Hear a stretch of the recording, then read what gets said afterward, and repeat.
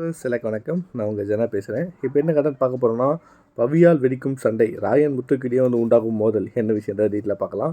Vijay TV தொலைக்காட்சியில் ஒளிபரப்பாகி வரும் big Boss season 8 நிகழ்ச்சி தற்போது விறுவிறுப்பாக போயிட்டுருக்கு. யார் வெற்றி பெற போகிறா, யார் வெளியேற போகிறான்ற ஒரு எதிர்பார்ப்பு ரசிகர்கள் மத்தியில் பெரும் பரபரப்பு ஏற்படுத்துது. இந்த நிலையில் அதிரடியாக அடுத்த ப்ரொமோ வெளியாகியிருக்கு. என்னென்னா, பிக் பாஸ் ப்ரொமோவில் கும்பலாக இருந்த 2 பேரை அட்டாக் பண்ணும்போது அது நல்லா இல்லை அப்படின்ற மாதிரி பவித்ரா சொல்கிறாங்க. யார் நிறையா பாயிண்ட் வச்சுருக்காங்கன்னு பாரு பவி அப்படின்னு ஜாக்லின் சொல்கிறாங்க.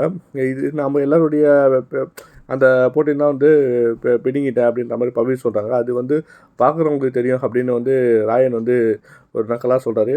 இதுக்கிடையே முத்து நாங்கள் பேசும்போது ஏன் இடையில் பேசுகிறன்ற மாதிரி ராயனை பார்த்து சொல்லாததுக்கு ராயன் பொதுவாக இருந்து நான் பேசுகிறேன். அப்போது எப்படி பேசுனா அப்படி சொல்ல முடியும், உங்களுக்கு வேணும்னா அப்படி தனியாக போய் நீங்கள் பேசுங்க அப்படின்னு சொல்கிறாரு.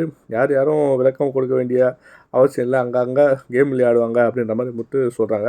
மேலும் அதன் பேருன்ற மாதிரி ஒன்று முத்து பின்னாடி இருந்துச்சு, இப்போ எங்கே போச்சுன்னு தெரியல அப்படின்னு ராயன் சொல்கிறாரு.